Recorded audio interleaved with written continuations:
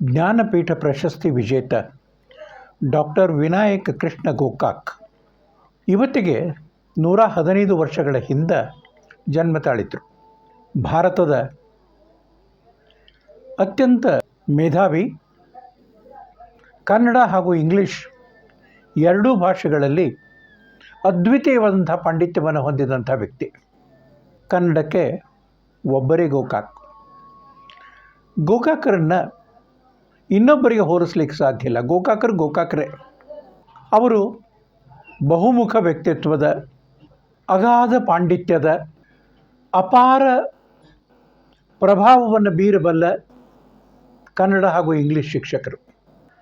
ಹೊಸ ಪೀಳಿಗೆ ಗೋಕಾಕರ ಬಗ್ಗೆ ತಿಳಿದುಕೊಳ್ಳೋದು ಅಂದರೆ ಹೊಸ ಪೀಳಿಗೆಗೊಂದು ಮಾರ್ಗದರ್ಶಕರಾಗಿ ಗೋಕಾಕರು ಹೊಸ ಪೀಳಿಗೆ ಎದುರಿಗೆ ನಿಲ್ಲುತ್ತಾರೆ. ಅವರ ಬದುಕಿನ ಬಗ್ಗೆನೇ ನಾವು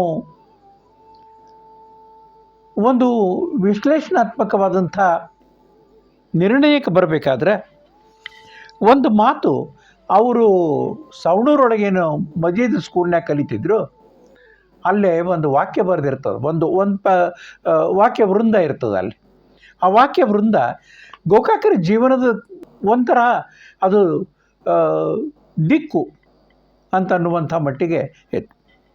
when the one great scorer comes to write against your name, he writes not whether you won or lost, but how you played the game. ಗೋಕಾಕರ ಜೀವನದೊಳಗೂ how he played the game is very important. He played the game very successful and he was an embodiment of Indian culture, knowledge, English and Kannada literature. There was none to beat him in English and Kannada literature. ಗೋಕಾಕರು ನಮಗೆ ಸಮೀಪದವರು ಯಾಕೆ ಆಗ್ತಾರೆ? ನಾವು ಅವರನ್ನು ಸಮೀಪದಿಂದ ಒಂದು ಕಾಲಘಟ್ಟದೊಳಗೆ ಧಾರವಾಡದೊಳಗೆ ನೋಡಿದ್ವಿ. ಇದೇ ನೆಲದ ಮೇಲೆ ಅಡ್ಡಾಡಿದ, ಇದೇ ನೆಲದ ಮೇಲೆ ಅನೇಕ ಸಾವಿರಾರು ವರ್ಷ ವಿದ್ಯಾರ್ಥಿಗಳಿಗೆ ಬದುಕು ಕಟ್ಟಿಕೊಡಲು ಪ್ರಯತ್ನ ಮಾಡಿದ, ಬದುಕಿನ ಮೇಲೆ ಪ್ರಭಾವ ಬೀರಿದ ಜ್ಞಾನಪೀಠ ಪ್ರಶಸ್ತಿ ವಿಜೇತರಾದಂಥ ಡಾಕ್ಟರ್ ವಿನಾಯಕ್ ಕೃಷ್ಣ ಗೋಕಾಕ್ ಹುಟ್ಟಿದ್ದು ಸವಣೂರೊಳಗೆ. ಅಲ್ಲೊಂದು ಭಾಳ ವಯಸ್ಸರ ಮನೆ, ಆ ಮನೆಯ ಒಂದು ಸಣ್ಣ ಕೋಣೆ ಒಳಗೆ ಆಗಸ್ಟ್ 9, 1909 ರಾತ್ರಿ 1:48 ಇವ್ರದ್ದು ಜನ್ಮ ಆಗ್ತದೆ. ಸವಣೂರು ಒಂದು 25 ಹಳ್ಳಿಯಿಂದ ಹೊಂದಿದಂಥ ಒಂದು ಸಣ್ಣ ಸಂಸ್ಥಾನ. ಅಲ್ಲೇ ಅಬ್ದುಲ್ ಮಜೀದ್ ಖಾನ್ ಸಾಹೇಬ್ ದಿಲೇರ್ ಜಂಗ್ ಅನ್ನೋರು ನವಾಬರು. ಈ ನವಾಬರು ಗೋಕಾಕರ ಜೀವನದೊಳಗೆ ಪ್ರೇರಕ ಶಕ್ತಿಯಾಗಿ ಅವರಿಗೆ ಬೆನ್ನೆಲುಬಾಗಿನೂ ಒಂದು ಘಟ್ಟದವರೆಗೆ ನಿಂತರು. ಗೋಕಾಕರ ಬಗ್ಗೆ ಸವಣೂರು ನವಾಬರಿಗೆ ಎಲ್ಲಿಲ್ಲದ ಪ್ರೀತಿ ಮತ್ತು ಅಭಿಮಾನ. ಮೊದಲನೇ ವರ್ಗದಿಂದ SSLC ಮುಗಿಯೋ ತನಕ ಗೋಕಾಕರು ಸವಣೂರೊಳಗನೆ ಕಲಿತರು. ಅಲ್ಲಿಂದ ಸವಣೂರಿಂದ ಅವರು 1925 ಸುಮಾರಕ್ಕೆ ಧಾರವಾಡಕ್ಕೆ ಬರ್ತಾರೆ. ಧಾರವಾಡಕ್ಕೆ ಬಂದು ಕರ್ನಾಟಕ ಕಾಲೇಜಿಗೆ ವಿದ್ಯಾರ್ಥಿಯಾಗಿ ಅವರು ಸೇರ್ತಾರೆ. ವಿದ್ಯಾರ್ಥಿ ದಿವಸ ಬೆಳಗ್ಗೆ ಅವರ ಬರವಣಿಗೆ ನಡೆದಿರ್ತದೆ. ಇಂಗ್ಲೀಷ್ನೊಳಗೆ ಹೆಚ್ಚು ಆಸಕ್ತಿ ಬರೆಯೋದ್ರೊಳಗೆ. ಆದರೆ ಬೇಂದ್ರೆಯವರು ಅವರಿಗೆ ಕನ್ನಡದೊಳಗೆ ಬರೀರಿ, ಕನ್ನಡದೊಳಗೆ ನಿಮಗೆ ಅಭಿವ್ಯಕ್ತಿ ಹೆಚ್ಚು ಪ್ರಖರವಾಗಿರ್ತದೆ ಅಂತ ತಿಳ್ಕೊಂಡು ಅವ್ರನ್ನ ತಮ್ಮ ಒಂದು ಪರಿಧಿ ಒಳಗೆ ತೆಗೆದುಕೊಂಡು ಅವರ ವ್ಯಕ್ತಿತ್ವವನ್ನು ಬೆಳೆಸ್ತಾರೆ. ಕರ್ನಾಟಕ ಕಾಲೇಜ್ನಾಗ ಅವರಿಗೆ ಅತ್ಯಂತ ಆತ್ಮೀಯ ಗೆಳೆಯ ಅಂತ ತಿಳ್ಕೊಂಡಂತಂದ್ರೆ ರಾಮ್ ಅಭ್ಯಂಕರ್ ಅಂತ ತಿಳ್ಕೊಂಡಂತೆ. ಆ ರಾಮ್ ಅಭ್ಯಂಕರನ ಜೊತೆಗೆ ಅವರು ಶೆಲಿ, ಕೀಟ್ಸ್, ವರ್ಡ್ಸ್ವರ್ತ್ ಇಂಥ ಮಹಾನ್ ಲೇಖಕರ ಮಾತನ್ನು ಬಿಟ್ಟು ಬೇರೆ ಮಾತನ್ನು ಆಡಿದ್ದೇ ಕಾಣೋದಿಲ್ಲ. ಏಕಾಂತ ಪ್ರಿಯರು. ಪಾಶ್ಚಾತ್ಯ ವಿಚಾರಧಾರೆಯಿಂದ ಪ್ರಭಾವಿತರಾದವರು, ಪುಸ್ತಕ ಪ್ರಿಯರು, ಇಂಥವರಿಗೆ ಕಾವ್ಯಗುರು ಬೇಂದ್ರೆ. ಇವರು ಗೆಳೆಯರ ಗುಂಪಿನ ಸದಸ್ಯರಾಗಿ ಗೆಳೆಯರ ಗುಂಪಿಗೆ ಮಹತ್ವಪೂರ್ಣವಾದಂಥ ಒಂದು ಮೆರುಗನ್ನು ತಂದುಕೊಟ್ರು ಮತ್ತು ಗೆಳೆಯರ ಗುಂಪಿನಿಂದನೇ ಅವರು ಕೂಡ ಬೆಳೆದರು. ಅವರಲ್ಲಿ ಸಾಹಿತ್ಯಾಸಕ್ತಿ ಬೆಳೆದದ್ದೇ ಗೆಳೆಯರ ಗುಂಪಿನಿಂದ. ಅವರ ಆಗಿನಿಂದನೇ ಅವರೊಳಗೆ ಕಾವ್ಯ ಪ್ರೀತಿಯನ್ನು ಬಿತ್ತಿದವರು ಅಂತ ತಿಳ್ಕೊಂಡಂತಂದರೆ ಬೇಂದ್ರೆ ಮತ್ತು ಗೆಳೆಯರ ಗುಂಪು.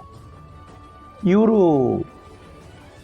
ನಿಷ್ಣಾತ ವಾಗ್ಮಿಗಳಾದರೂ ಕೂಡ ಕಾಲೇಜಿಗೆ ಬಂದು ಹೊಸದಾಗಿ ಒಂದು ಘಟನೆ ಹೇಳ್ತಾರೆ.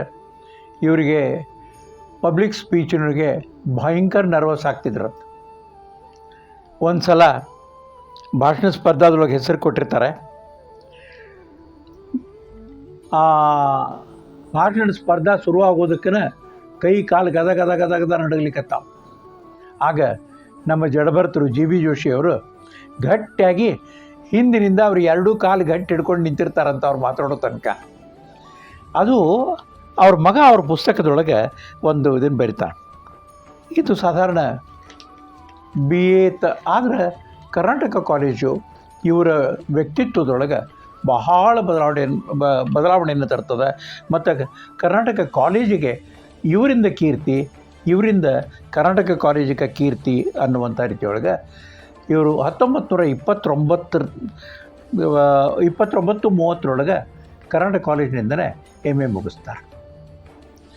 ಆಗನೇ ಇವರಿಗೆ ಇಂಗ್ಲೆಂಡಿಗೆ ಹೋಗಬೇಕು, ಆಕ್ಸ್ಫರ್ಡನ್ನು ನೋಡಬೇಕು, ಆಕ್ಸ್ಫರ್ಡ್ನೊಳಗೆ ಕಲಿಬೇಕು.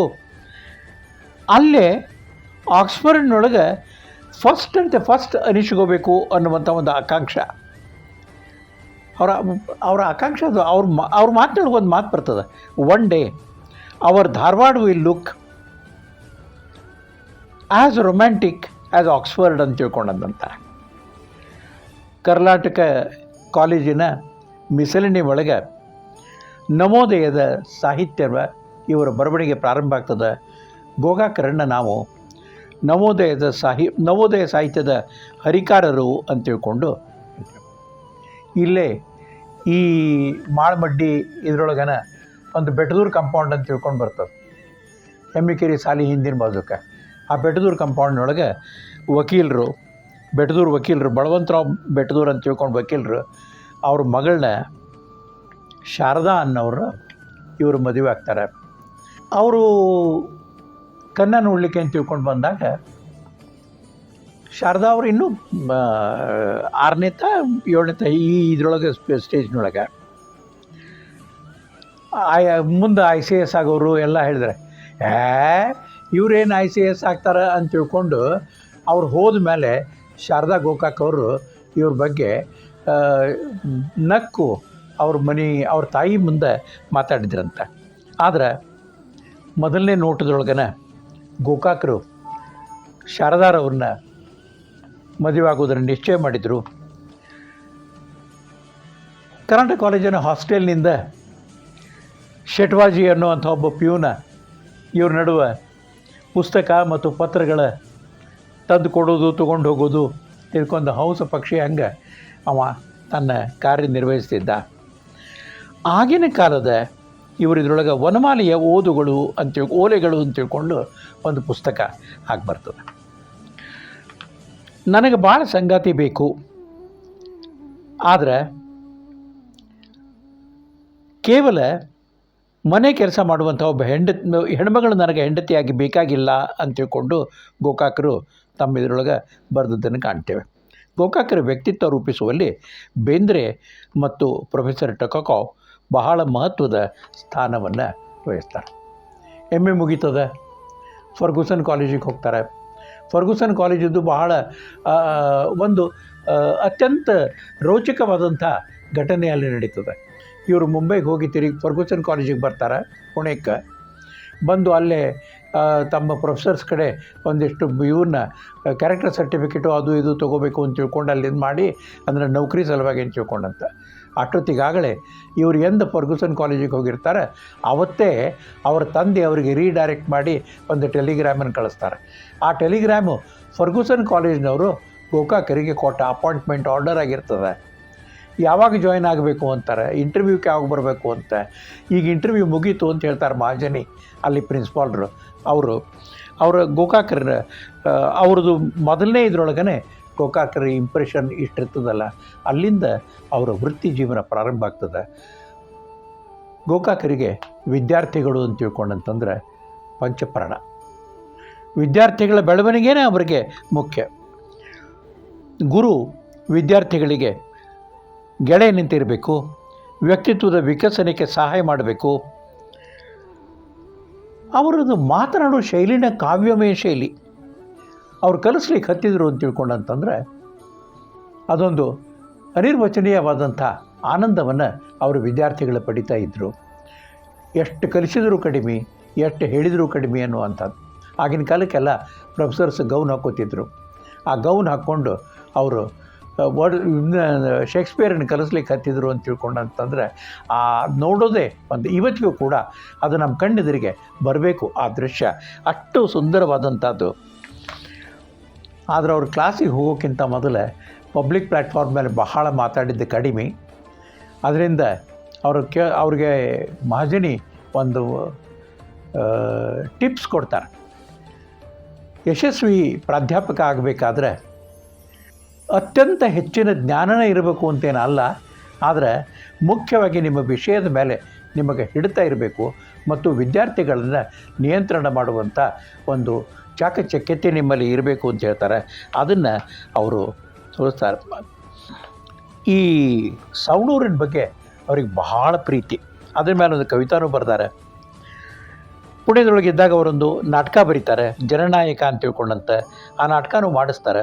ಪುಣ್ಯದಿಂದನೇ ಅವರ ಬುದ್ಧಿಮತ್ತೆಯನ್ನು ಮೆಚ್ಚಿ ಫರ್ಗೂಸನ್ ಕಾಲೇಜ್ನವ್ರು ಅವ್ರಿಗೆ MA ಕಳಿಸ್ಬೇಕು ಅಂತ ತಿಳ್ಕೊಂಡು ಅವರೇ ಧನ ಸಹಾಯ ಮಾಡಿ MA ಮುಂದೆ ಹೆಚ್ಚಿನ ಶಿಕ್ಷಣಕ್ಕಾಗಿ MA ಮುಗಿದ ಮೇಲೆ ಹೆಚ್ಚಿನ ಶಿಕ್ಷಣಕ್ಕಾಗಿ ಅವ್ರನ್ನ ಆಕ್ಸ್ಫರ್ಡಿಗೆ ಕಳಿಸ್ತಾರೆ. ಅಲ್ಲಿಂದ ಅವರು ಆಕ್ಸ್ಫರ್ಡ್ಗೆ ಹಡಗದಾಗ ಹೋಗಿ ಆಕ್ಸ್ಫರ್ಡ್ಗೆ ಹೋಗ್ತಾರೆ. ಅದು ಆ ಹಡಗದ ಎಲ್ಲ ವರ್ಣನೆಗಳನ್ನು ಸಮುದ್ರದಾಚೆಯಿಂದ ಅಂತನ್ನುವಂಥ ಒಂದು ಗದ್ಯಕೃತಿ ಒಳಗೆ ಮತ್ತು ಸಮುದ್ರ ಗೀತೆಗಳು ಅನ್ನುವಂಥ ಒಂದು ಕಾವ್ಯದೊಳಗೆ ಹೊಡ್ತಾರೆ. ಗೋಕಾಕರ ಕಾವ್ಯ ನವ್ಯ ಕಾವ್ಯ, ನವ್ಯದ ಹರಿಕಾರರು. ನವೋದಯದ ನಂತರದ ನವ್ಯದ ಕಾವ್ಯ ಸ್ಫುರಣೆ ಗೋಕಾಕರಿಂದಲೇ ಪ್ರಾರಂಭ ಆಯಿತು. ನವ್ಯ ಗೋಕಾಕರದು. ಆಕ್ಸ್ಫರ್ಡ್ನೊಳಗೆ ಜೀವಂತ ಸಂಸ್ಕೃತಿಯ ಪ್ರತಿಭೆಯನ್ನು ಅನುಭವಿಸಿ ಪ್ರೊಫೆಸರ್ ಬ್ರೈಟ್ ಸ್ಮಿಥರ ವಿದ್ಯಾರ್ಥಿಯಾಗಿ ಶೇಕ್ಸ್ಪಿಯರ್, ಶೆಲಿ, ಕೀಟ್ಸ್ ಇವರೆಲ್ಲರ ಜನ್ಮಸ್ಥಳಗಳನ್ನು ನೋಡಿ ತಿರುಗಿ ತಮ್ಮ ಶಿಕ್ಷಣವನ್ನು ಯಶಸ್ವಿಯಾಗಿ ಪೂರೈಸಿ ಆಕ್ಸ್ಫರ್ಡ್ನೊಳಗೆ ಅಲ್ಲಿದ್ದಾಗ ಅವ್ರಿಗೆ ಹೆಲ್ತ್ ಪ್ರಾಬ್ಲಮ್ ಆಗ್ತದೆ. ಆದರೆ ಇವರ ಶಿಕ್ಷಣದ ಮಟ್ಟವನ್ನು ನೋಡಿ ಅವರಿಗೆ ಕೊನೆಯ ಪರೀಕ್ಷಾಕ್ಕೆ ಅವರಿಗೆ ಕೂಡಲಿಕ್ಕೆ ಡಿಫಿಕಲ್ಟಿ ಆದರೂ ಸಹಿತ ಅವರಿಗೆ ಡಿಗ್ರಿ ಅವರು ಫಸ್ಟ್ ಕ್ಲಾಸ್ ಫಸ್ಟ್ ಅಂತ ತಿಳ್ಕೊಂಡು ಅವರಿಗೆ ಪೋಸ್ಟ್ ಗ್ರ್ಯಾಜುಯೇಷನ್ದೊಳಗೆ ಸಿಗ್ತದೆ. 1938ಕ್ಕೆ ಮತ್ತೆ ಮರಳಿ ಬರ್ತಾರೆ. ಮರಳಿ ಬಂದು ಅವರು ಅಲ್ಲಿ ಪರೀಕ್ಷೆದೊಳಗೆ ಪಾಸ್ ಆದದ್ದನ್ನು ನೋಡಿ ಅವರಿಗೆ ಅಲ್ಲಿ ಸಿಕ್ಕದ ಅಂಕಗಳನ್ನು ನೋಡಿ ಅವ್ರ ಪ್ರಿನ್ಸಿಪಾಲ್ ಮಹಾಜನಿ ಅಂತಾರೆ, he has defeated the English man on his own soil ಅಂತ ತಿಳ್ಕೊಂಡು ಅವರು ಉದ್ಗಾರವನ್ನು ತೆಗಿತಾರೆ. ಮುಂದಿಂದಾಗಡೆ ಸಾಂಗ್ಲಿ ವಿಲಿಂಗ್ಡನ್ ಕಾಲೇಜಿಗೆ ಅವ್ರನ್ನ ಕಳಿಸ್ತಾರೆ. ಸಾಂಗ್ಲಿ ವಿಲಿಂಗ್ಡನ್ ಕಾಲೇಜ್ನೊಳಗೆ ಮುಗುಳಿ ಧಾರವಾಡಕರ್ ಅವರು ಇನ್ನೂ ಅನೇಕ ನಮ್ಮ ಕರ್ನಾಟಕದ ಜನರು. ಆಗ ವಿಲಿಂಗ್ಡನ್ ಕಾಲೇಜ್ ಅಂತ ತಿಳ್ಕೊಂಡಂತಂದ್ರೆ ಇತ್ಲಾಗ ಉತ್ತರ ಕರ್ನಾಟಕದಿಂದ MA ಮಾಡ್ಲಿಕ್ಕೆ ಹೋಗೋರಿಗೆ, ಕನ್ನಡದೊಳಗೆ ಇಂಗ್ಲೀಷ್ನೊಳಗೆ MA ಮಾಡ್ಲಿಕ್ಕೆ ಹೋಗೋರಿಗೆ ಅಂತ ತಿಳ್ಕೊಂಡಂತೆ. ಅವ್ರ ಶಿಷ್ಯಂದ್ರೂ ಸಹಿತ ಗೋಕಾಕರಂಗನೇ ಅಥೆಲೋ, ಹ್ಯಾಮ್ಲೆಟು ಈ ನಾಟಕಗಳನ್ನು ಕಲಿಸೋದನ್ನು ನಾವು ನೋಡೇವೆ. ಗೋಕಾಕರು 1943 ವಿಮರ್ಶಕ ವೈದ್ಯ ಬರೀತಾರೆ. ಆಮೇಲೆ ಅಲ್ಲೇ ಕರ್ನಾಟಕ ಎಜುಕೇಷನ್ ವೀಕ್ ಅಂತ ತಿಳ್ಕೊಂಡೋದು ಮಾಡ್ತಾರೆ. ಆ ಕರ್ನಾಟಕ ಎಜುಕೇಷನ್ ವೀಕ್ದೊಳಗೆ ಕನ್ನಡ ಪರವಾಗಿ ಮಾತನಾಡಿದ್ದು ಕೆಲವು ಜನ ಮರಾಠಿಯ ವಿರೋಧಿ ಮಾತುಗಳು ಅಂತ ತಿಳ್ಕೊಂಡು ಗೋಕಾಕರ ವಿರುದ್ಧ ಒಂದು ಗುಂಪು ಅಲ್ಲಿ ನಿರ್ಮಾಣ ಆಗ್ತದೆ.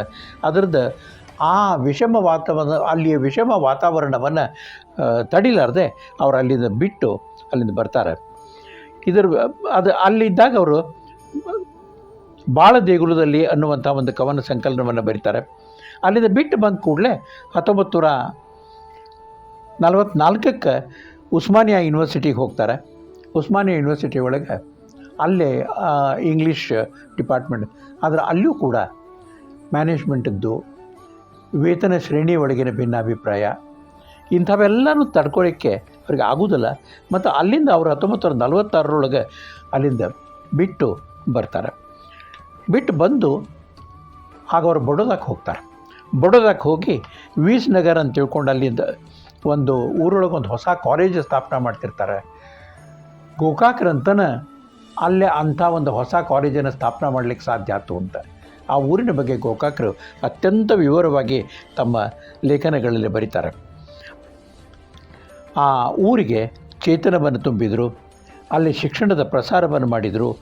ಇಡೀ ಗುಜರಾತಿನೊಳಗೆ ಅವ್ರದ್ದು ಹೆಸರಾತು. ಅಲ್ಲಿ ಇದ್ದಾಗನೇ ಯುಗಾಂತರ ಅನ್ನುವಂಥ ಒಂದು ನಾಟಕವನ್ನು ಕೂಡ ಬರೆದುಕೊಳ್ತದೆ. ಆದರೆ 1947 ಬಡೋದ ಮಹಾರಾಷ್ಟ್ರದ ಜೊತೆಗೆ ವಿಲೀನ ಆಗುವಂಥ ಸಂದರ್ಭ ಬಂದಾಗ ಅವರು ಅಲ್ಲಿದ್ದ ನೌಕರಿಯನ್ನು ಬಿಟ್ಟು ವೀಸ್ನಗರದಿಂದ ಬಿಟ್ಟು ತಿರುಗಿ ಬರಬೇಕಾಗ್ತದೆ. ಆಗ ತಿರುಗಿ ಬಂದ ನಂತರ ಅವರು ಕೊಲ್ಲಾಪುರಕ್ಕೆ ಬರ್ತಾರೆ. ಕೊಲ್ಲಾಪುರ ರಾಜಾರಾಮ್ ಕಾಲೇಜಿನೊಳಗೆ ಪ್ರಾಧ್ಯಾಪಕರಾಗ್ತಾರೆ. ಇದೇ ವೇಳೆಗೆ ಅವ್ರ ಹೀಗೂ ಅನ್ನುವಂಥ ಒಂದು ಕವನ ಸಂಕಲನ ಬರ್ತದೆ. ಧಾರವಾಡಕ್ಕೆ ಸಮೀಪಕ್ಕೆ ಬಂದೇನೆ ಅಂತ ತಿಳ್ಕೊಂಡಂತೆ ಮುಂದಿಂದಾಗಡೆ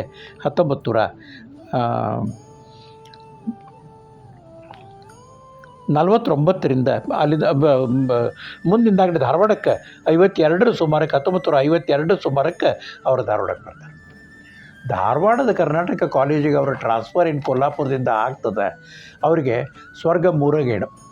ಯಾವ ಕಾಲೇಜಿನೊಳಗೆ ನಾನು ಕಲ್ತಿದ್ದೆ, ಯಾವ ಕಾಲೇಜಿನೊಳಗೆ ನಾನು ಆ ತಿಪ್ಪ ಅನ್ನುವಂಥ ಒಬ್ಬ ಪ್ಯೂನ್ ಇರ್ತಿದ್ದ, ಅವನು ಕೇಳಿ ನಾ ಪ್ರಿನ್ಸಿಪಾಲ್ರನ್ನ ಭೇಟಿ ಆಗ್ಲಿಕ್ಕೆ ಹೋಗ್ತಿದ್ದೆ. ಆ ತಿಪ್ಪ ಹೊರಗೆ ನಿಂತು ಇವತ್ತು ಮಂದಿಗೆ ನನಗೆ ಸಂದರ್ಶನಕ್ಕೆ ಬಂದವರಿಗೆ ಸಾಹೇಬರು ಒಳಗೆ ಬ್ಯುಸಿ ಇದ್ದಾರೆ ಅಂತ ಹೇಳೋದನ್ನು ನೋಡಿ ಒಮ್ಮೆ ನಗ್ತಾರಂತೆ. ಆದರೆ ತಿಪ್ಪನ ಬಗ್ಗೆ ಅವರಿಗೆ ಅವರು ಕಲಿಯೋ ಮುಂದೆ ಎಷ್ಟು ಪ್ರೀತಿ ಇತ್ತೋ ಅಷ್ಟು ಪ್ರೀತಿ. ಗೋಕಾಕರು ವಿದ್ಯಾರ್ಥಿ ಪ್ರಿಯರು ಅಷ್ಟೇ ಅಲ್ಲ, ಅತ್ಯಂತ ಶಿಸ್ತಿನ ಪ್ರಿಯರು. ವಿದ್ಯಾರ್ಥಿಗಳನ್ನು ತಿದ್ದೋದ್ರೊಳಗೆ ಅವರಿಗೆ ಪ್ರಾವೀಣ್ಯ ಭಾಳ. ಅವ್ರ ವಿದ್ಯಾರ್ಥಿಗಳನ್ನ ಹಿಂಗೆ ತಿದ್ದಿತ್ತಿದ್ರಲ್ಲ, ಇನ್ನೊಮ್ಮೆ ಅವ್ರ ಎದುರಿಗೆ ಅಂಥ ತಪ್ಪನ್ನು ಮಾಡಿರಬಾರ್ದು ಅಂತ ತಿಳ್ಕೊಂಡಂತ. ಅವರು ಧಾರವಾಡದೊಳಗೆ ಕನ್ನಡ ಕಾಲೇಜಿನ ಪ್ರಿನ್ಸಿಪಾಲ್ ಇದ್ದಷ್ಟು ದಿವಸ ಅವ್ರ ಬಂಗ್ಲೆದೊಳಗೆ ವಿದ್ಯಾರ್ಥಿಗಳ ಕವನ ಸಂಕಲನಗಳ ಚರ್ಚಾ, ಅಲ್ಲೇ ಕೂತು ವಿದ್ಯಾರ್ಥಿಗಳು ಕೂಡ ಕವನ ಸಂಕಲನವನ್ನು ಬರೆಯೋದು, ಕವನ ಸಂಕಲನ ಅಲ್ಲಿಂದನೇ ಪಬ್ಲಿಷ್ ಆಗೋದು. ಅದೇ ವೇಳಕ್ಕೆ ಈ ಕರ್ನಾಟಕ ಯೂನಿವರ್ಸಿಟಿ ಆಗ್ತದೆ. ಕರ್ನಾಟಕ ಯೂನಿವರ್ಸಿಟಿಗೆ ಈ ಬಾರಾಕೋಟ್ರಿಯಿಂದ ಏನು ಒಂದು ಈಗಿನ ಹಾದಿ ಅದ, ಆ ಹಾದಿ ಸಮೀಪದ ಹಾದಿ ಅಂತ ತಿಳ್ಕೊಂಡು ಕರ್ನಾಟಕ ಕಾಲೇಜಿನ ಹುಡುಗರನ್ನ ಕರ್ಕೊಂಡು ಅವರು ಶ್ರಮದಾನದಿಂದ ಆ ರಸ್ತೆ ಮಾಡ್ಯಾರ. ಆದ್ದರಿಂದ ಇವತ್ತಿಗೂ ಕೂಡ ಅದು ಗೋಕಾಕ ರೋಡ್ ಅಂತ ತಿಳ್ಕೊಂಡ ಅಂಥದ್ದು. ಇದೇ ವೇಳಕ್ಕನ ಸೈನ್ಸು ಡಿಪಾರ್ಟ್ಮೆಂಟ್ ಆಯಿತು. ಕಾಲೇಜು ಅತ್ಯಂತ ಹೆಸರು ಪಡೀತು. ಈ ವೇಳಕ್ಕೆ ಗೋಕಾಕರ ಜೊತೆಗಿದ್ದಂಥ ದಾವರವರು ಇಲ್ಲಿ ಸೈನ್ಸಿಗೆ ಅಂತ ತಿಳ್ಕೊಂಡು ಬಂದರು. ಆಮೇಲೆ ಪಾವಟೆಯವರು ಆ ವೇಳಕ್ಕೆ ಕರ್ನಾಟಕ ಯೂನಿವರ್ಸಿಟಿಗೆ ಬಂದರು. ಪಾವಟೆ ಮತ್ತು ಗೋಕಾಕರು ಮೊದಲಿನಿಂದನೂ ಒಬ್ಬರದೊಬ್ಬರಿಗೆ ಗೊತ್ತಿದ್ದರು. 57 ಜಪಾನದ ಪ್ರವಾಸಕ್ಕೆ ಹೋಗ್ತಾರೆ. 58ಕ್ಕೆ ಬಳ್ಳಾರಿ ಸಾಹಿತ್ಯ ಸಮ್ಮೇಳನ ಆಗ್ತದೆ. ಅಲ್ಲೇ ಕನ್ನಡಿಗನಿಗೆ ವಿಶ್ವ ಮಾನವತೆ ಅನ್ನುವಂಥ ವಿಷಯದ ಮೇಲೆ ಅವ್ರದ್ದೊಂದು ದೊಡ್ಡ ಪ್ರಬಂಧ ಪಬ್ಲಿಷ್ ಆಗ್ತದೆ. ಅವರ ಕಾನ್ಸೆಪ್ಟನ್ನೇ ಭಾರತೀಯತೆ, ವಿಶ್ವ ವನಿತೆ, ಕನ್ನಡತನ, ಈ ಮೂರದರೊಳಗೆ ವಿಶ್ವ ಮಾನವತೆ, ಭಾರತೀಯತೆ ಮತ್ತು ಕನ್ನಡತನವನ್ನು ಉಳಿಸಿಕೊಂಡು ವಿಶ್ವ ಮಾನವತೆಯನ್ನು, ವಿಶ್ವ ಮಾನವ ಸ್ವರೂಪವನ್ನು ಪಡೆಯುವುದರ ಬಗ್ಗೆ ಅವರ ಲೇಖನಗಳು 1958ಕ್ಕೆ ಅಮೇರಿಕಾ ಪ್ರವಾಸಕ್ಕೆ ಹೋಗ್ತಾರೆ. ಅದರ ವರ್ಣನೂ ಟ್ರಕ್ಕಿನಾಗ ಕೂತು ಹೋಗಿ ಗಾಡಿ ಹಿಡಿಯುವಂಥ ಪರಿಸ್ಥಿತಿ ಬರ್ತದೆ. ಹಿಂಗೆ ಗೋಕಾಕರು ಯಾವುದಕ್ಕೂ ಹಿಂದೆ ಮುಂದೆ ನೋಡ್ತಿದ್ದಿಲ್ಲ. ಅವ್ರಿಗೆ ಧೈರ್ಯ ಬಹಳ. ಮತ್ತು ಈ ವಾಸ್ ಅ ಕನ್ಸ್ಟ್ರಕ್ಟಿವ್ ವರ್ಕರ್. ಅವ್ರಿಗೂ ಕರ್ನಾಟಕ ಕಾಲೇಜ್ನಾಗ ಇದ್ದಾಗ ಬಯಲು ನಾಟ್ಯಗೃಹ ಕಟ್ಟಿದರು. 1959ರಿಂದ ಆ ವೇಳಕ್ಕೆ ಯೂನಿವರ್ಸಿಟಿಗೆ ಕಾಲೇಜ್ ಹೋಗ್ತದೆ. ಕರ್ನಾಟಕ ಕಾಲೇಜನ್ನು ಯೂನಿವರ್ಸಿಟಿ ಅವರು ತಗೋತಾರೆ. ಆಗ ಗೌರ್ಮೆಂಟ್ ಅಪಾಯಿಂಟ್ಮೆಂಟ್ ಅಂತ ತಿಳ್ಕೊಂಡು ಇವರು ತಿರುಗಿ ಹೈದರಾಬಾದಕ್ಕೆ ಹೋಗ್ತಾರೆ. ಸೆಂಟ್ರಲ್ ಇನ್ಸ್ಟಿಟ್ಯೂಟ್ ಆಫ್ ಇಂಗ್ಲೀಷ್ನೊಳಗೆ ಅಲ್ಲಿ ಮಾಡಿದ ಕೆಲಸನೂ ಕೂಡ ಅಪಾರವಾದಂಥ ಕೆಲಸ. ನಿರ್ದೇಶಕರಾಗಿ ಅಲ್ಲಿ ಕೆಲಸ ಮಾಡ್ತಾರೆ. ಭಾಷಾಶಾಸ್ತ್ರದ ಬಗ್ಗೆ, ಇಂಗ್ಲೀಷ್ ಕಲಿಸುವ ತಂತ್ರದ ಬಗ್ಗೆ, ಫೊನೆಟಿಕ್ಸ್ ಬಗ್ಗೆ, ಎಲ್ಲದ್ರ ಬಗ್ಗೆಯೂ ಸಹಿತ ಲಿಟ್ರೇಚರು, ರಿಸರ್ಚು, ಲಿಟ್ರರಿ ಕ್ರಿಟಿಸಿಸಮು, ಇವರು ಸಾಹಿತ್ಯವನ್ನು ನಾವು 4 ಭಾಗದೊಳಗೆ ನೋಡ್ತೀವಿ. ಒಂದು ಕಾವ್ಯ, ಅತ್ಯಂತ ಪ್ರಮುಖವಾದದ್ದು. ಎರಡನೇದು ವಿಮರ್ಶೆ. ಜೊತೆಗೆ ಇವರು ಕಾದಂಬರಿಕಾರರು. ಇವ್ರದ್ದು ಇಜ್ಜೋಡು ಅನ್ನುವಂಥ ಕಾದಂಬರಿ ಇರೋದು, ಅದು ಬೃಹತ್ ಕಾದಂಬರಿ. ಅದು 5 ವಿಭಾಗಗಳಲ್ಲಿ ಬರ್ತದೆ. ಗೋಕಾಕರದು ಚಲನಶೀಲ ನಾಯಕತ್ವ. ಅವರು ಆಫ್ರಿಕಾ ಗೀತೆಗಳು ಅಂತ ಬರೀತಾರೆ, ಕಾಶ್ಮೀರ್ ಕವನ ಸಂಕಲನ ಅಂತ ಬರೀತಾರೆ, ಪೂರ್ಣನಾಭೆ ಅಂತ ತಿಳ್ಕೊಂಡು ಬರೀತಾರೆ, ತ್ರಿಶಂಕುವಿನ ಪ್ರಜ್ಞಾಪ್ರಭಾತ ಅಂತ ಬರೀತಾರೆ. ಈ ಸಂದರ್ಭದೊಳಗೆ ಹೈದರಾಬಾದ್ದಾಗಿದ್ದಾಗನೇ ಅವರಿಗೆ ಪುಟ್ಪರ್ತಿ ಸಾಯಿಬಾಬಾ ಅವರ ಸಂಪರ್ಕ ಬರ್ತದೆ. ಆಧ್ಯಾತ್ಮಿಕ ಬದಲಾವಣೆ ಅವ್ರ ಜೀವನದೊಳಗೆ ಮಹತ್ತರವಾದಂಥ ಆಧ್ಯಾತ್ಮಿಕವಾದಂಥ ಬದಲಾವಣೆ ಆದದ್ದನ್ನು ನಾವು ಕಾಣ್ತೀವಿ. ಅಲ್ಲಿಂದ 1966ರೊಳಗೆ ಅವರು ವೈಸ್ ಚಾನ್ಸ್ಲರಾಗಿ ಬೆಂಗಳೂರು ಯೂನಿವರ್ಸಿಟಿಗೆ ಬರ್ತಾರೆ. ಅಲ್ಲೇ ಬೆಂಗಳೂರು ಯೂನಿವರ್ಸಿಟಿ ಹೊಸ ಸ್ವರೂಪವನ್ನು ಕೊಡುವ ಪ್ರಯತ್ನವನ್ನು ಮಾಡ್ತಾರೆ. ಆದರೆ ಯೂನಿವರ್ಸಿಟಿ ಒಳಗಿನ ರಾಜಕಾರಣ ಅವರಿಗೆ ತಡ್ಕೊಳ್ಳಿಕ್ಕಾಗೋದಿಲ್ಲ. ಒಂದೇ ಒಂದು ಟರ್ಮ್ ಆಗೋದ್ರೊಳಗನೆ ಬೇಡ ಅಂತ ತಿಳ್ಕೊಂಡು ಅಲ್ಲಿಂದ ಬಿಡ್ತಾರೆ. 1969-70ಕ್ಕೆ ಸಿಮ್ಲಾಕ್ಕೆ ಹೋಗ್ತಾರೆ. ಅಲ್ಲಿಂದ ಸಿಮ್ಲಾಕ್ಕೆ ಹೋಗಿ ಸಿಮ್ಲಾದೊಳಗಿರೋ Indian Institute of Advanced Studies ನಿರ್ದೇಶಕರು ಅಂತ ತಿಳ್ಕೊಂಡು ಕೆಲಸ ಮಾಡ್ತಾರೆ. ಆ ಕಾಲಕ್ಕೆ ಅವರು ಸಿಮ್ಲಾ ಸಿಂಫನಿ ಅನ್ನುವಂಥ ಕಾವ್ಯ ಸಂಗ್ರಹ ಬರ್ತದೆ. ಇಂಗ್ಲೀಷ್ ಹೊತ್ತಿಗೆ ಒಂದು ಅದೇ ವೇಳ್ಯಾಕೆನ ಬರ್ತದೆ. ಖಂಡ ಕಾವ್ಯ ಬರ್ತದೆ ಒಂದು ಕೊನೆಯ ದಿನದ ಕಾಲಕ್ಕೆ. ಅವರು ಇದೇ ವೇಳ್ಯಾಕೆ Bendre seer and the poet ಅಂತನ್ನುವಂಥ ಒಂದು ಪುಸ್ತಕವನ್ನು ಕೂಡ ಬರೀತಾರೆ. ಇಂಗ್ಲೀಷ್ನೊಳಗೆ India and the world culture ಅಂತ ಅನ್ನುವಂಥ ಮತ್ತೊಂದು ಪುಸ್ತಕವನ್ನು ಬರೀತಾರೆ. ಸಿಮ್ಲಾ ಅವರ ಮನಸ್ಸಿಗೆ ಬಹಳ ಸಮಾಧಾನವನ್ನು ಕೊಟ್ಟಿರ್ತದೆ. ಅಲ್ಲಿಂದ ಮುಂದೆ ಮತ್ತೆ ಧಾರವಾಡ, ಬೆಂಗಳೂರೊಳಗಿದ್ದಾಗ ಅವರು ಈ ಸಿಮ್ಲಾದೊಳಗಿದ್ದಾಗನೇ ಅವ್ರದ್ದು ಜ್ಞಾನಪೀಠ ಪ್ರಶಸ್ತಿ ಕಾರಣವಾದಂಥ ಭಾರತ ಸಿಂಧುರಶ್ಮಿ ಗೋಕಾಕರಿಗೆ ಅವರ ಸಮಗ್ರ ಕಾವ್ಯ ಕೃಷಿ, ಸಾಹಿತ್ಯ ಕೃಷಿಯನ್ನು ನೋಡಿನೇ ಅವ್ರಿಗೆ ಜ್ಞಾನಪೀಠ. ಇವರು ಭಾರತದ 5ನೆಯ ಜ್ಞಾನಪೀಠ. ಮಜಾ ಅಂದರೆ ಗೋಕಾಕರು ಜ್ಞಾನಪೀಠ ಪ್ರಶಸ್ತಿಗೆ ಯಾರಿಗೆ ಕೊಡಬೇಕು ಅನ್ನೋ ಕಮಿಟಿ ಮೇಲೆ ಅವರಿಗೆ ಜ್ಞಾನಪೀಠ ಪ್ರಶಸ್ತಿ ಬರೋಕ್ಕಿಂತ ಮೊದಲು ಅವರು ಅದ್ಮೇಲೆ ಕೆಲಸ ಮಾಡ್ತಿರ್ತಾರೆ. 4 ವರ್ಷದ ದಿವಸ ಅವರ ಅದರದ್ದು ಸೆಲೆಕ್ಷನ್ ಕಮಿಟಿ ಮೇಲೆ ಇರ್ತಾರೆ. ಅದು ಆದಮೇಲೆ ಹಿಂದಾಗಡೆ ಅವರಿಗೆ ಜ್ಞಾನಪೀಠ ಬರ್ತದೆ. ಇದೊಂದು ಮಹಾಕಾವ್ಯ ಭಾರತ ಸಿಂಧು ರಶ್ಮಿ ಅಂತನ್ನೋದು. ವಿಶ್ವಾಮಿತ್ರ ಇದರೊಳಗಿನ ಪ್ರಮುಖ ನಾಯಕನಾಗಿರ್ತಾನೆ. ಸಪ್ತ ಸಿಂಧೂದ ಕಲ್ಪನಾ ಇದರೊಳಗೆ ಬರ್ತದೆ. ವಸಿಷ್ಠ ವಿಶ್ವಾಮಿತ್ರರ ಮಂಡಲಗಳು, ಮಾನವ ಮತ್ತು ಸಮಾಜದ ವಿಷಯ, ಈ ರೀತಿಯಾಗಿ ಈ ಕೃತಿ ಬರ್ತದೆ. ಇದೊಂದು ಕನ್ನಡದೊಳಗಿನ ಮಹಾಕಾವ್ಯ. ಅಲ್ಲಿಂದ ಬಿಟ್ಟ ಮೇಲೆ ಮತ್ತೆ ಬೆಂಗಳೂರಿಗೆ ಬರ್ತಾರೆ. ಬಂದು ಸಾಯಿಬಾಬಾರ ವೃಂದಾವನ ಅನ್ನುವಂಥ ಏರಿಯಾದೊಳಗೆ ಶಿಕ್ಷಣ ಪ್ರಸಾರಕ್ಕಾಗಿ ಸಾಯಿಬಾಬಾರ ಜೋಡಿ ಕೂಡ್ತಾರೆ. ಇಜ್ಜೋಡು ಕಾದಂಬರಿಯನ್ನು ಮುಗಿಸ್ತಾರೆ. ಗೋಕಾಕರ ಜೀವನದ ಬಹುದೊಡ್ಡ ಘಟ್ಟ ಇಲ್ಲಿಗೆ ಮುಗಿತದೆ. ಆಮೇಲೆ ಅವ್ರಿಗೆ 1971ರಿಂದ 75 ತನಕ ಭಾರತೀಯ ಜ್ಞಾನಪೀಠದ ಆಯ್ಕೆ ಸಮಿತಿ ಮೇಲಿರ್ತಾರೆ. ಆಗನೇ ಕುವೆಂಪು ಅವರಿಗೆ, ಬೇಂದ್ರೆ ಅವರಿಗೆ, ಇವರಿಗೆಲ್ಲರಿಗೂ ಹೇಳ್ತಾರೆ. ಆಮೇಲೆ ಗೋಕಾಕರ ಮತ್ತೊಂದು ದೊಡ್ಡ ಕಾಂಟ್ರಿಬ್ಯೂಷನ್ ಅಂತ ತಿಳ್ಕೊಂಡಂದರೆ ಎನ್ಸೈಕ್ಲೋಪೀಡಿಯಾ ಆಫ್ ಇಂಡಿಯನ್ ಲಿಟ್ರೇಚರ್ ಅಂತ ಹೇಳ್ತಾರೆ. ಒಂದು ಕಡೆ ಬರ್ತದೆ, ಗೋಕಾಕರು ಈ ಸಾಹಿತ್ಯ ಅಕಾಡೆಮಿಗಿದ್ದಾಗ ಕುವೆಂಪು ಪುಟ್ಟಪ್ಪ ಅವ್ರನ್ನ ನೊಬೆಲ್ ಪಾರಿತೋಷಿಕಕ್ಕೂ ಕೂಡ ಅವ್ರನ್ನ ಕೇಳಿದಾಗ ಅವರು ಪುಟ್ಟಪ್ಪ ಅವ್ರ ಹೆಸರನ್ನು ಅಂತ ಗೋಕಾಕರು ಬಹಳ ಪ್ರಸಿದ್ಧ ಆದದ್ದು ಗೋಕಾಕ್ ವರದಿ ಅನ್ನೋದರ ಮೂಲಕ. ಗೋಕಾಕ್ ವರದಿ ಅನ್ನೋದು ಶಿಕ್ಷಣದೊಳಗೆ ಕನ್ನಡ ಆದ್ಯ ಭಾಷೆಯಾಗಿರಬೇಕು ಅನ್ನುವುದರ ಬಗ್ಗೆ ಕರ್ನಾಟಕ ಸರ್ಕಾರ ನೇಮಿಸಿದಂಥ ಒಂದು ಸಮಿತಿಯ ಅದಕ್ಕೆ ಗೋಕಾಕರು ಕೊಟ್ಟಂಥ ವರದಿ. ಆ ವರದಿ ಮೇಲೆ ಬಹಳ ಚರ್ಚೆ ಆಗ್ತದೆ. 8 ವರ್ಷದ ತನಕ ಚಳವಳಿಗಳಾಗ್ತವೆ, ಸುಪ್ರೀಂ ಕೋರ್ಟಿನ ತನಕ ಹೋಗ್ತದೆ. ಇದ್ರದ್ದು ಮುಗಿಯೋ ತನಕ ಅಂತ ಹೇಳ್ಕೊಂಡಂತಂದರೆ 1989 ಕಾಲದ ತನಕ ಇದು ನಡೆದಿರ್ತದೆ. ಸಾಹಿತ್ಯ ಅಕಾಡೆಮಿಯ ಫೆಲೋ ಆಗ್ತಾರೆ ಮುಂದೆ. ಆಮೇಲೆ ಅವ್ರ ಮಗ ಮುಂಬೈದೊಳಗೆ ಕೆಲಸ ಮಾಡ್ತಿರ್ತಾರೆ ಅಂತ ತಿಳ್ಕೊಂಡು ತಿರುಗಿ ಮತ್ತೆ ಮುಂಬೈಗೆ ಹೋಗ್ತಾರೆ.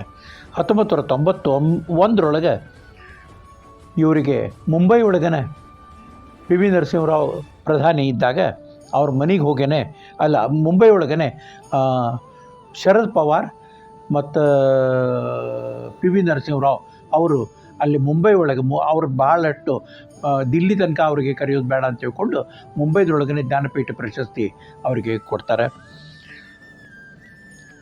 ಅವರ ಜ್ಞಾನಪೀಠ ಪ್ರಶಸ್ತಿಗೆ ಮುಖ್ಯವಾದ ಕಾರಣ ಅಂತ ತಿಳ್ಕೊಂಡಂದ್ರೆ ಭಾರತ ಸಿಂಧು ರಶ್ಮಿ ಮತ್ತು contribution to the Indian literature from 70 to 84 ಅಂತಂದು. ಗೋಕಾಕರ ದೃಷ್ಟಿಕೋನ ಸಮಷ್ಟಿ ದೃಷ್ಟಿಕೋನ. ಅವರು ಸಮಷ್ಟಿ ದೃಷ್ಟಿಕೋನದ ಪ್ರತಿಪಾದಕರಾಗಿರ್ತಾರೆ. 50ರಷ್ಟು ಕೃತಿಗಳನ್ನು ಕನ್ನಡದೊಳಗೆ, 25ರಷ್ಟು ಕೃತಿಗಳನ್ನು ಇಂಗ್ಲೀಷ್ನೊಳಗೆ ರಚಿಸಿದಂಥವರು. ಮತ್ತು 1991 ಡಿಸೆಂಬರ್ಗೆ ಧಾರವಾಡಕ್ಕೆ ಬಂದು ಧಾರವಾಡದೊಳಗೆ ಯೂನಿವರ್ಸಿಟಿ ಒಳಗೆ ಒಂದು ಕಾರ್ಯಕ್ರಮದೊಳಗೆ ಅವರಿಗೆ ಗೌರವ ಮಾಡ್ತಾರೆ. ಆಮೇಲೆ ಮರಾಠಿ ಸಾಹಿತ್ಯ ಸಮ್ಮೇಳನ 1992 ಅವರು ಮರಾಠಿ ಸಾಹಿತ್ಯ ಸಮ್ಮೇಳನ ಬರ್ತಾರೆ. 1992 ಏಪ್ರಿಲ್ 28ನೇ ತಾರೀಕಿಗೆ ಮುಂಬೈ ಒಳಗೆ ಇವ್ರದ್ದು ದೇಹಾಂತ ಆಗ್ತದೆ. ವಿಚಿತ್ರ ಅಂದರೆ ಕನ್ನಡದ ಬೇಂದ್ರೆನೂ ಮುಂಬೈ ಒಳಗನೆ ಲೀನ ಆಗ್ತಾರೆ. ಗೋಕಾಕರು ಕೂಡ ಮುಂಬೈ ಒಳಗನೆ ಲೀನ ಆಗ್ತಾರೆ. ಗುರು ಶಿಷ್ಯರ ಒಂದೇ ಕಡೆ ಲೀನ ಆಗಬೇಕು ಅಂತ ಅನ್ನೋದನ್ನು ಬರೆದಿತ್ತು ಏನಂತೂ. ಗೋಕಾಕರು ಜ್ಞಾನಯಾತ್ರಿಯವರು, ಪ್ರಜ್ಞಾವಂತ ಮಹಾಕವಿ, ಸಂಕೀರ್ಣತೆಯ ಉಪಾಸಕ. ಕೊನೆ ಮಾತಿನೊಳಗೆ ಹೇಳಬೇಕು ಅಂತ ತಿಳ್ಕೊಂಡಂದ್ರೆ ಗೋಕಾಕರ ತಮ್ಮ ಬಗ್ಗೆ ಒಂದು ಕಡೆ ಬರೀತಾರೆ. ಗೋಕಾಕರ ಶಬ್ದದೊಳಗನೆ ಗೋಕಾಕರು ತಾನು ತಿಳಿದಂತೆ ತಾನು ಇಹೇನೆಂಬ ಗೋಕಾಕ, ಉಳಿದವರು ಕಂಡಂತೆ ತಾನು ಇಹೇನೆಂಬ ಗೋಕಾಕ, ಒಳಗೊಳಗೆ ತಾನೇ ತಾನಾಗಿರುವ ಗೋಕಾಕು, ತಾನು ತಾನಾದ ಗೋಕಾಕು, ಉಳಿದಿಬ್ಬರನ್ನು ಜೀರ್ಣಿಸಲು ಹರಸು ವೈರಾಗ್ಯ ಸುಂದರನೆ, ಅಂದಿಗಾವುದು ನನ್ನ ಬಾಳ್ವೆಯ ಮಹಾಕಾವ್ಯ. ಈ ಪರಿಯ ಒಂದು ವ್ಯಕ್ತಿಯ ಜೀವನವನ್ನು, ಹಿಮಾಲಯದಷ್ಟು ಔನ್ನತ್ಯವನ್ನು ಹೊಂದಿದಂಥ ಒಂದು ವ್ಯಕ್ತಿಯ ಜೀವನವನ್ನು ಅತಿ ಕಡಿಮೆ ವೇಳದೊಳಗೆ ಪರಿಚಯ ಮಾಡಿಕೊಡೋದು ಬಹಳ ಕಠಿಣ. ಪ್ರಯತ್ನ ಮಾಡೀನಿ.